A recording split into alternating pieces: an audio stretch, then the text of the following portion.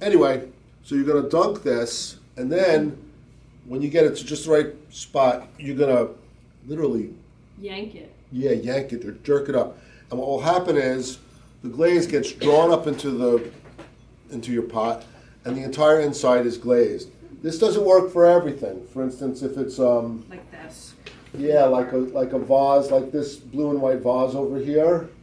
That we pour. I can't splash glaze that. But I've got some other things that I'm going to glaze. Like these you could. By pouring, yeah. And the nice thing is that it goes really fast. You know, you glaze one and, you know, set it down. I really have no place to set these down. Okay. And you know, and then it's just, so like a whole table full of mugs, I could do you hand them to me in a couple of hours. They would be done. Not ready to paint, unfortunately, but at least ready to, you know, to start. And then, I don't remember who taught me this, but you want to do this kind of motion with your pot, because that will help even out the glaze inside, and it will also help pop any bubbles that you might have. So this kind of motion, and then also it helps drip out whatever's wet. And so then when I'm going to turn it over, and then you want to, this is where it gets tricky, you want to put it down without touching it, okay? Like a finger mark, like when I used to do Shino, you know, finger marks, I would just, and then just put it down. But with Maiolica, it's very, very particular. You want the glaze to be like heavy cream, you know, or whole milk, in between whole milk and heavy cream, not skim milk. So, and this is relatively fast, so I'm gonna dunk this in here, and then just a little jerk. And you have to show them about the dripping. Yeah, see how it's dripping off the top? But I want that top. Tilt it at an angle. Show them. If the top, if like I let this dry, if this dries and there's like bumps on it, I mean, she'll like sand them down or something. But if you leave those drips or the bumps, you'll see them in the finished pot. And yeah, you have to just not touch it. You have to really let it dry. So, how deep did you put it in? All the way. Okay. All the way. And then I come up a little bit before I splash it, because I want to try to prevent it splashing onto here. It's not a big deal. It just means that it's going to be extra cleaning for us. You know, and if I get too sloppy about it, I hear about it a lot. It's true. I don't know who's doing all that. Hear about it. I've done a bunch of splash glazing too, so I know I'm equally culpable. But that one looks funny. No, this is good. This is good. Lumpy. Can you see that this glaze is coming on here too thin? So two things happened. First of all, I didn't really mix the glaze before I glazed it, and you want to do that with almost between every pot. You want to give it a stir. But this one probably bisqued like a little too hot, or a different color than the clay.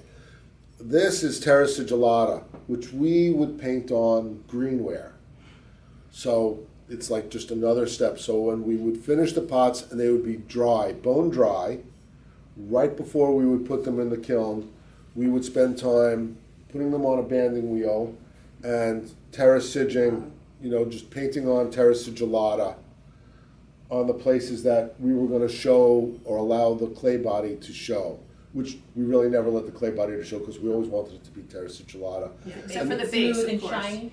Yeah, it's smooth and yeah, it's sort of a satiny color. It doesn't stick to the kiln shelves, but it makes it a really nice, and it's pretty waterproof surface. It's not like that absorbent surface. It's just a nicer color. There's something. Yeah, it's not so terracotta about scratchy. It's very nice and smooth, and it has a nice rich brown earth color. Also, I'm looking down here at my glaze, and there's bubbles on the top, and I try to push them out of the way. You do what you can. Maiolica, sometimes it looks like it comes out perfect. It's never really perfect. I mean, if it's a perfect piece of Maiolica, like is going to end up in a museum or something, because they're rare. But you try to push them out of the way, and then you just have to live with what you end up with. See, that one looks good. You want to try?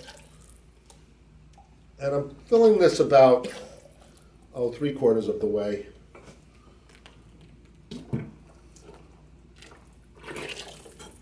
Then with this one I would dunk it, but if it's a really large piece, you do didn't this. quite get all the inside. Did I miss? You missed a spot. How about that? Get it? Back up. Yeah, I saw that. Good that you told him. I would have checked. So when I was saying to Jonathan before about tilt it, if you tilt it and kind of hold it upside down for a few seconds until it sort of sets up, then you only get maybe one drip. If you flip it over quickly while it's still sort of dripping off like that, then all the drips run out on the outside. You can see it on this This was piece. another point of contention, Happened a because little bit. this And then, pot you is know, I would a know little maybe heavy fix and it that hurts later, but it's when you more- hold it, but she doesn't really care about that part. Well, yeah, if you have a big piece, you might want to drop it quickly. But, and the flipping over that I just did, that's trickier than, because you could lose them. But Fall down. you really can't touch them. You can grab them up. We'll get a fingerprint spot and touch it up later. I'm constantly touching up, there's always something that happens. Now- So it is possible, it's just, This is another thing, what I'm doing right now, is I'm noticing that the glaze is going on a little thin. So after I splash it, I dunk it back in, and I just leave it 5 seconds, 10 seconds. Just leave it in there and let it sit in there. Oh. Yeah, I think some of that bisque is pretty, some of that bisque that we brought, I can tell it's very, very hard. And sometimes I give it just a second one. What temperature do you get? I'm showing you this, I'm holding this because I dunked this a little while ago, and you can see that there's bubbles on it. And then Janice was doing some tiles for you guys to paint, and she was brushing the glaze on, which is something that we don't do with pots, but I think Not very often. people do. I do it with glaze test, and if you were doing a tile, that might be the way you'd want to go. I could show you quickly that. She would do it this way too. It's kind of, you get a layer on and you keep going. You don't let it dry altogether. You keep going until it's like a good thickness, and then I kind of like to shake it to get the brush strokes out and just set it down. And then you get a pretty good look. It's not going to work on this because as you're going around, it's drying. There's no time to do it. So by the time you get around there, you're doing it over dry. And the Maiolica dries, I don't know, 10 seconds. I'm not exactly sure, but in seconds, it's dry. Yeah, this stuff right here that I've glazed is Yeah, so it almost wouldn't dry. work for that. But for something flat, it's, get a nice moppy kind of a brush. Make sure, you could try it on a couple of things to get the consistency is not too thick. Might be a little thinner than that, just because you're going over it a couple times. So you just kind of, you tilt it so you're not so much on the bottom, and you just sort of lay a So I could use nice this mug, right? wet coat, shake it a little for evenness, and then set it down. Fully wiped off, but it's not fully wiped off. You want to get some water and a sponge, and you start cleaning off your glaze. You can do it by hand. This is hard enough, you could just hold it. It's not gonna, it generally seems, it's pretty smooth. It's not super powdery, but we do things to make it even a little stronger. I'll show you that in a minute. But you just sort of take your thumb, your thumbnail, and you can go around. You could do it on the banding wheel too. Sometimes I would do that, but it's, if it's a small piece, it's easier to kind of go around just like this. It's not perfectly straight, but what I do, I usually, I do a lot of outlining, and when I'm done with the piece, I outline it with, let's say, black or a certain color around with a fine brush, and it just sort of cleans up and makes a nice, straight line at the end. And so it just kind of even goes over the terraced spot just a little bit, but it finishes it off nice, so you have a nice bottom. What we also do, like you can, if you have, there's a little bit here that sort of got rubbed off. If you've got a little cup of glaze, make sure, you know, it's mixed up. It could even be a little thin. It should be a little thin, actually. If it's too thick, it's not going to work. You can sort of like tap. I do not do this part. Yeah, you tap a little bit, like I said, in the same sort of technique where you kind of do it wet to get a little bit of that glaze because it had rubbed off. It wasn't thick enough. If you've got, before you start, you know, if you want to rub these off, you can sort of like pop them off. You can take a little sandpaper, or you could just like dab it with a tiny bit of a sponge if you don't want the bumps, like since this was dripped. If you want it to be smooth, let's say you got a design in mind. Otherwise it will show up, but you know, you might like that. You know, yeah, you might like it. Anyway, before I start doing it, I use CMC gum. Yeah, I use a CMC gum, a sort of thinner CMC gum solution. I use it twice. This is really essential. This is good for, what it does is it sort of puts a coating on the outside, and it almost makes it a smoother surface, a little bit harder surface. What I do is when I make it, because I use it in the colorants too, I make a thick CMC gum solution using hot water and the CMC powder, and just do it in a bucket. Like a little mixer. Yeah, a little mixer. Like we use the drill sometimes if we're making a lot, or you can use like a whisk, or like the hand mixers. You know, the ones that you get for your kitchen for like an immersion blender. Once tried to put it through a screen. Yeah, like a bucket, a small bucket container, hot water. Put some powder in and just start stirring it with your immersion blender, and you know, keep adding it. If it's hot, it eventually just dissolves, and it makes pretty thick. I have where is it? I have some here that's one of these containers. This is sort of like a thick, syrupy type of consistency, but for spraying on the pot itself, like I use this in the colorants to thicken it. Corn syrup is round. But if it's too thick, it's not gonna. It's just gonna clog up your spray bottle. Kind of spray the surfaces. I don't spray the inside of this because I'm not glazing I'm not painting the inside, so you don't need to do that. And then you let that dry for a while. I'm going to explain a little bit about the colors that I'm using. I often use Mason stains for colorants. They make a really good, strong color. And so I have like a spectrum of different ones. They have ones that have been discontinued. Doing the different colors.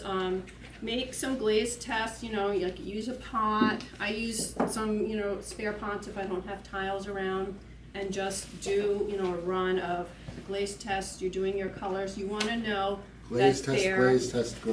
Yeah, you want to know that they're melting right and that they're the color that you want. Usually the Mason stains kind of look like that color, so that's a good thing about it, but you won't know about the saturation amount of them. Some of them might be lighter or darker. So I usually do thin to thick. Yeah, I'll show this one. And yeah, well that one's these are the commercial colors. I'll show that in a minute. But these ones are different Mason stains, and I do like a thin, you know, painting over it, and then thicker on the side and glaze it. And usually when it's thicker, that's the real test, because if you don't have enough frit in it, the frit is what makes it melt.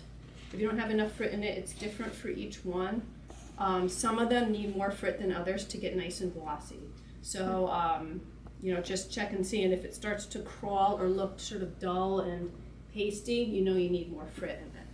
So that's what I did. I kind of put a little, you know, the color and the proportion, it's usually 1 part to however many parts frit. So this is Mazarine Blue 1:1. That one's doesn't need a lot of frit. This one was Marigold 1 to 2.75. I was getting really technical on it, but it's still a little satiny, so I would have wanted to add a little bit more to it. Which means a second glaze test. Yeah, we're going to use it on our pot. I wouldn't want to spend a lot of time using a color that I'm not sure it's going to, you know, work out good in the end. So always test first. And I also started to use some of the commercial colors. This one is, the underglazes work well, and they have a different consistency. One nice thing about them is that they don't settle out. the way the Mason stains do. The Mason stains are kind of gritty and they settle, like you can see this one right now. The liquid is on top and the stain is on the bottom, so you're always having to stir them. Now, these don't settle out nearly as much, and they have a nice consistency, especially if you thin them a little. They're usually very thick in this. You want to add a little water to it, but the thing about that is also because they have so much gum and because you thin them out a little to be able to brush, is that sometimes they don't come out as strong in the color because it sort of ends up a little more washy, watercolory. So if you test them, you can see which ones really work well. But you know, you just stir them. And sometimes also, like if I would just, especially if it's a fritty one, I would take a small amount, like, you know, I have a container like this, but I don't need all of this. You only need small amounts, kind of like watercolor. See how she's scraping? Yeah, see, I'm scraping it up. Let me show you what all these tools. If you have a spare one that you don't need to use for trimming or it's dull or something, it's great for this. So I have a couple of... But it's really bad for your corporal tunnel. Yeah, After a couple you don't want years, to... Yeah. that gets serious. So what I do, if I have like an especially fritty one, like this Alpine Rose is like super pretty. It just settled out. I'm trying to mix it up and I pour a small amount into a cup and I just paint off of that. That way it's easy, you're just stirring and as you go. It's not this big clunky thing. So let's see. Let's start with. Okay. And yeah, also, if it's really basically settled, you want to try to get under it and pull lift it up and stir it up and get it. Yeah. You want it to be mixed. So those have already been sprayed? Yeah, these were sprayed before. You can use Rule this that I generally go light to dark and I do the black at the end because That's a rule. yeah, because it will pull up on your brush and smear into other things. So I always do the darkest colors, especially the black lamps. You can put the blue or the green over the yellow. You can put the blue over the green. But you can't put the yellow over the blue. That won't work. That's just gonna come out blue. So Yeah, it does have start with your light colors. a transparency. Most of them are pretty transparent, kind of like You want this watercolors. rose? Yeah, can you put a little bit in here? Because I'll use it instead of the peach for the layering. So let's say for something like that, you get your brush and you just start painting. And if you've got the right consistency. I get to do the blue. That's So I'm it. just trying to make like a, there's a little drip here, but I'm gonna just turn that into a petal. I'm trying to do a flower, like this kind of like chrysanthemum flower over there. We used to call it Chinese flower. Yeah, it's not a very creative name, but it was sort of based on sort of Chinese designs where they use a lot of chrysanthemums. So it's very adapted. It's ornament books. yeah. Racinet, R-A-C, how do you spell it? I-N-E-T. Racinet's He did all these ornament, compilations and of Owens, historical what was ornaments. that woman's name? Owens, something Owens from the 19th century. These are 19th century books that are really great. If you are looking for designs, patterns, ornaments, you know, what you want to decorate with. Or just from nature. So when I put this on, it dries pretty quickly, but you can, I don't know if you can see, but it looks a little dark. It's gonna get lighter as it dries. It's just a little wet. I probably wanna wait a few You minutes. just one coat. I do one coat. But thick. Yeah, pretty thick. It's not super thick. It's thin enough that you can brush it on. I'm not doing a long brush stroke for You want me to show these. them? Yeah, you can bring it up there and show. Oh, and I'm thinking of different sort of patterns and designs. I would just go do yellow for the different patterns. Like this one, I'm gonna try to do for the tulip. And so you can see it just kind of goes on pretty smooth. If it's going on too thick and your brush is sticking, you might want to add a little more water or a tiny bit more gum. Don't add tons of gum to it because that'll thin out the color and it just, you know. So this one, I'm kind of thinking about doing something like that. It'll be a little different because the color's different. I think you're doing Peach. peach. Well, I could do peach on this. I could change it. They both sort of have a round.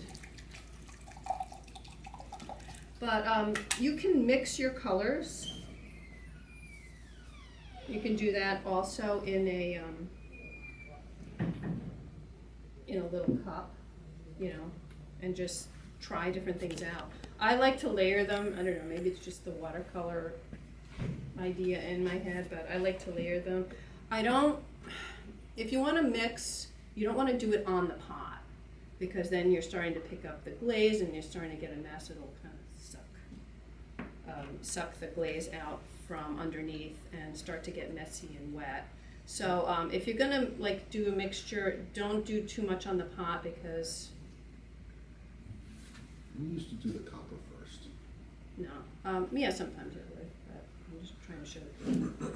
I like to do the copper on the handles because, you know, the copper, this is a copper stain using Use copper another one. carbonate rather than this. It was a copper green. I use it's also on the sheet.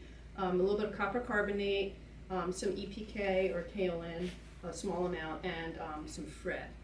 And that makes a nice green. I have found that the mason greens tend to be a little thick and pasty, so you can mix them with maybe a little bit of copper to mitigate that. But I like the color, the strong green color of the copper. And it comes up in the history lesson we're So gonna you do. see.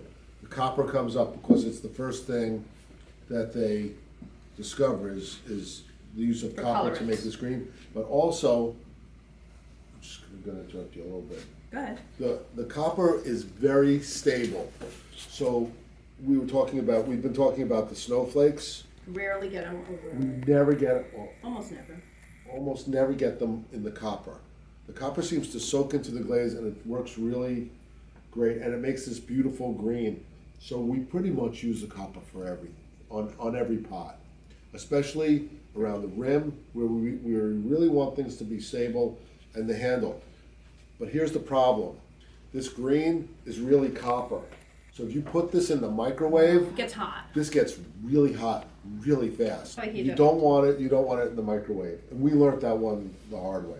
So can I interrupt for just a second? Pink on that. I can see that in one spot where it's kind of, there's like a little bit of a hole there. It's that the yellow is still a little wet, so it's not really absorbing because the liquid would absorb into it otherwise. So I'm not able to get that thick unless I sort of tap it. So I might want to like generally leave that a little bit longer most of the time, unless you really want it to be transparent. Like I wanted a bit of a strong color there. So I think it's okay. It's sort of more, it's like a flowing technique there. They sort of blend together a little bit. This one, I'm going to try to blend it a little, but I don't really blend it on the pot again. I put a little, this is what I've been doing, I put a little pink and then I come quickly with a little bit, before it dries, I put a little yellow on it. So that's sort of like blending on the pot, but just very little bit, just like a tiny bit of a stroke. If you start fussing with it, that's when you can get into trouble. So I'm just doing like, maybe like a couple of lines of color and then a little yellow, and it sort of picks up a bit of that. And you can even sort of go back and add a tiny bit more of your pink.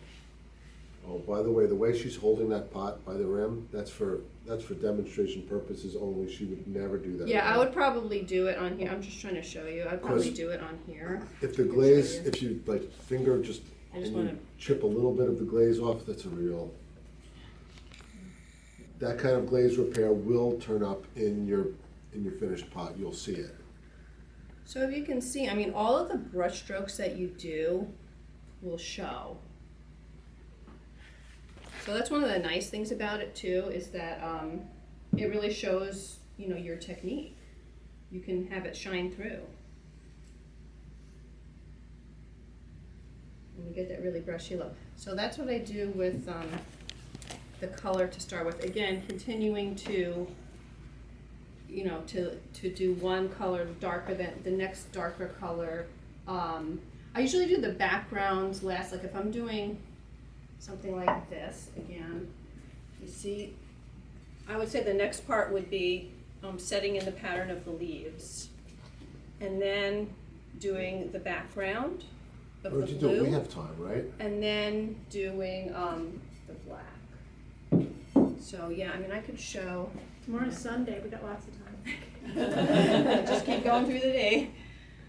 So this is my copper green again, and I kind of liked a certain sort of brush for. I should talk about the brushes for 1 second. Usually I use calligraphy type brushes, squirrel hair. They really seem to work best for me. I've tried watercolor brushes, and synthetic brushes don't really seem to hold the stain that well. So, you know, all these different ones. This one I use really for brushing off the pots. You could try it, but it's not going to hold very much of the stain. So these kind of brushes, the ones with the little reinforcements of plastic on that tend to work better. These ones, because they end up in the water a lot, this one's already cracking, so they don't last that long, but they're generally pretty cheap unless you're going for like the really fancy Japanese calligraphy ones. A stem, because I like that one to be a very delicate stem. I only do that with the black. So I just sort of set some color on, and I'm not that concerned with the perfectness of the line. I'm going to be outlining it, so that's sort of like where it kind of gets its final shape. Plus I like it to look natural and sort of, you know, I'm more like looking at, no, not easy. I'm looking at, it's not easy. Yeah, but organic. you make it look easy. You do. So, you know, you could give a little twist to your brush, just sort of, you know, and if you don't like it, get a little on the edge and, yeah, a little. I'm going to put the green on the handle. Got a pinhole. And then you can, because we like the green on our handle. This is a little bit, it does need a little water. So again, you could add the thicker gum. I usually do that when I'm first mixing it, but if you just want to add either a little water, if it's a little bit settly, you can add a little bit of your gum solution, and it usually helps it flow a little better. So I'm just kind of doing that. Sometimes when you paint, you will pick up the glaze and you will see your clay through it. If that happens, it often happens on like sharp edges where you just somehow your brush kind of soaks through and grabs the white glaze. You just touch it up and add a little more color. But we do. No, but I use the banding wheel for, let's say if I'm going to do a rim, and make it a little thinner and sort of use the side of the brush. This one, I don't know, it's not flowing that well, but I'm getting some on the inside, which is not what I want. Yeah, I'm don't gonna get need too. Don't yeah, get too I'm going to bent out need of to shape add more about gum that. to this Right. when I get a chance, but so I'm just sort of tapping it on. It's very, it needs more gum. Now you don't do the insides just because you like it to look white. Most often, if I want to keep a white on the pattern, because you know it'll maintain that white even if you paint over it.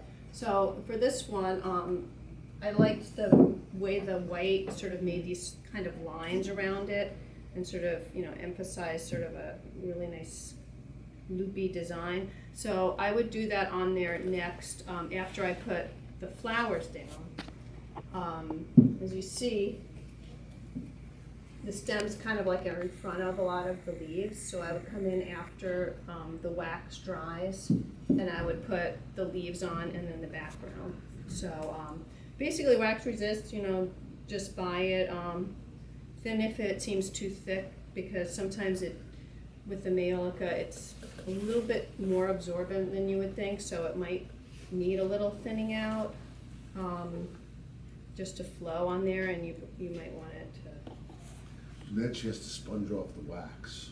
Well, that sometimes happens if you really like paint a big brush stroke over it, it'll bead up a little bit, and then that you have to deal with that later. But I'm kind of just sort of looking at the form.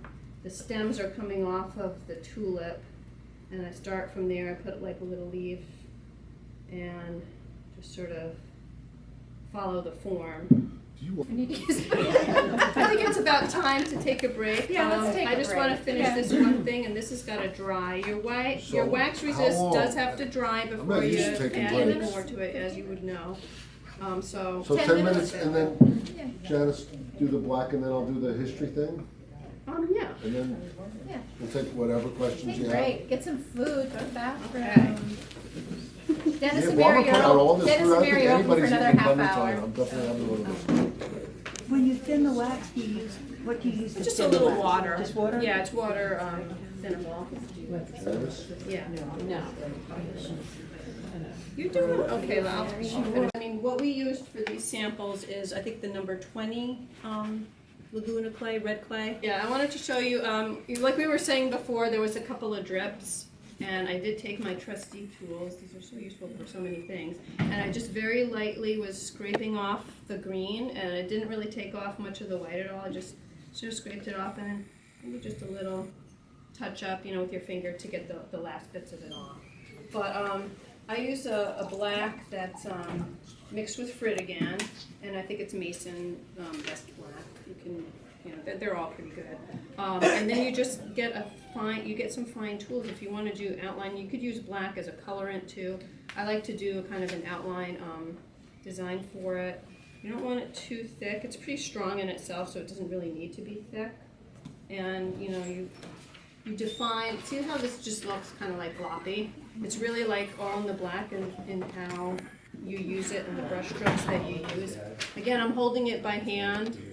If it was a plate or something that's a platter, I would probably have myself set up over it on the banding wheel.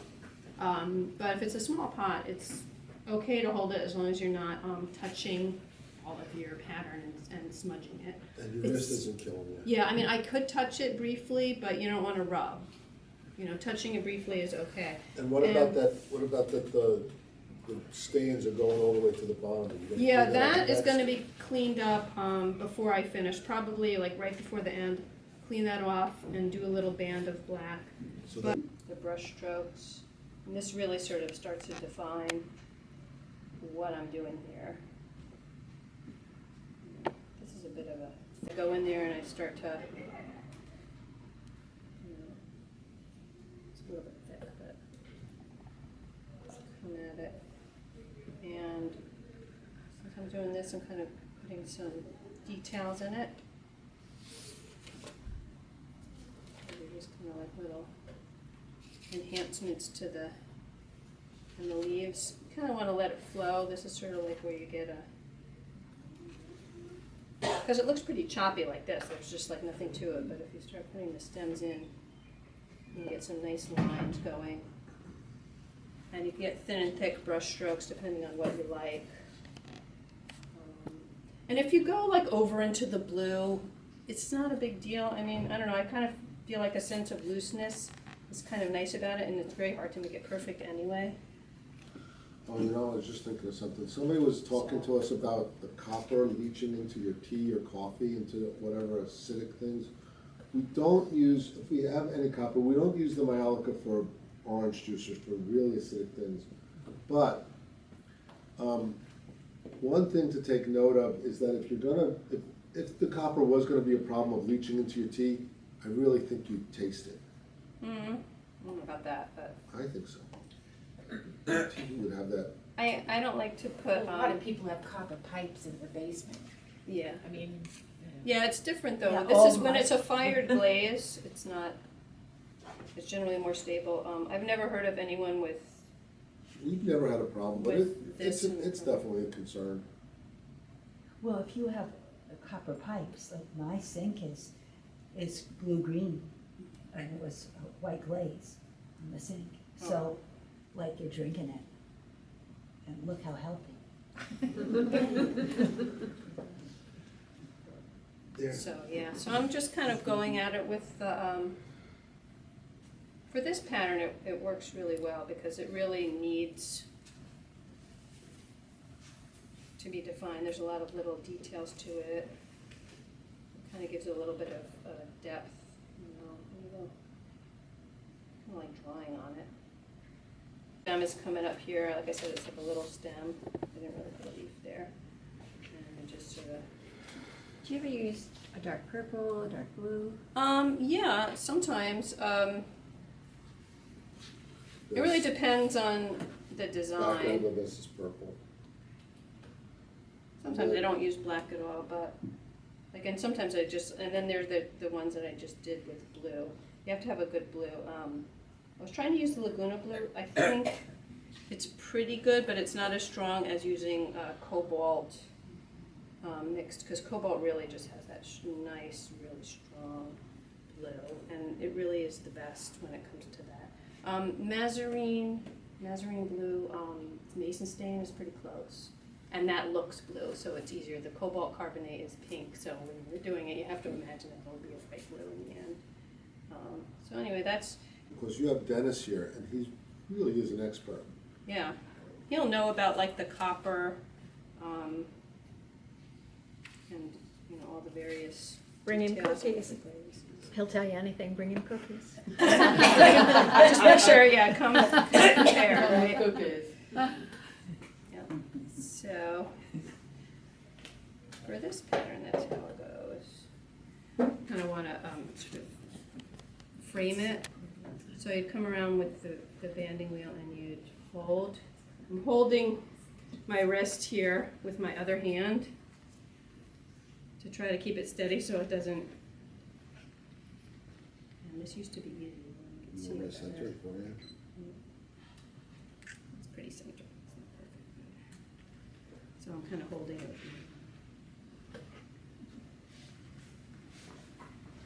If it gets sort of wobbly, just, I don't know, give it another band or put some glue over it.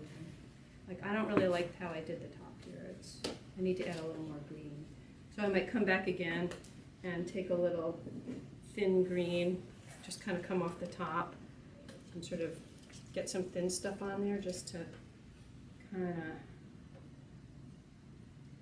retouch, make it seem a little cleaner. And then the bottom, I could do it on the banding wheel, get a little water, and clean off that, because your colorants will go onto your, you know, if let's say this has an actual part that I want, and then I do a little black because I want it to look like nice and finished. No, it's so fine. I'm just going to finish it up with a little black like I did the top. If you think of a pot as having moments, and that's done. This one, I just wanted to show you, I had done the wax before, and I had painted some leaves around it, kind of following the form. You see, I don't know if you could see, but you see how it beaded around the stems.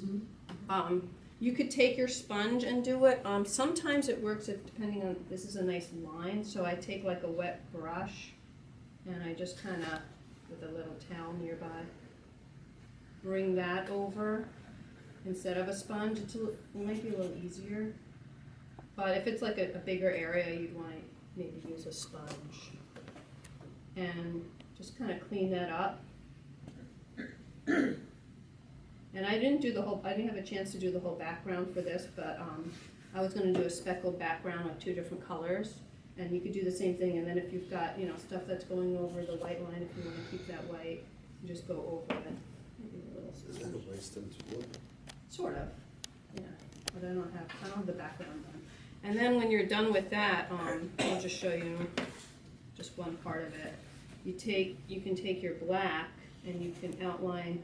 You can do like what I did with that other piece, but with the wax, you just kind of come along the edge of it.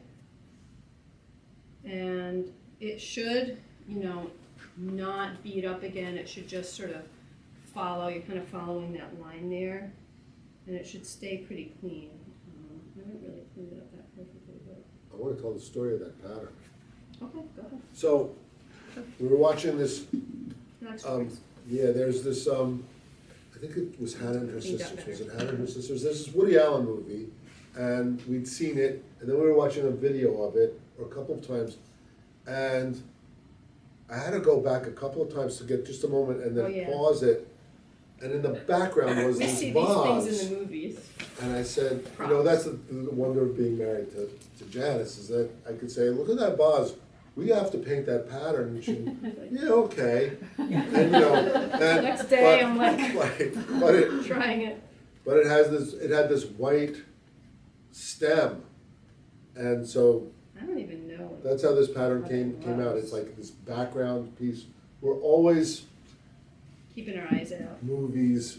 What was the TV show we saw recently that had all these good pots? It was, Well, you know, they like do a that Netflix in show. all the series and the shows. And I think it's like, Billions, it gives right? the rooms Is it elegance, Billions? you know? Billions has some good Because pottery, they're all and then rich. Yeah. So they have all this art. You know, they have this art everywhere, these fancy, like, famous artists on the walls, and it's hilarious. You just can't believe it. So yeah, I'm just cleaning up the wax resist, and then you take your black or your other colors and you can go over them. And if it beads up again, just go back and then you have it.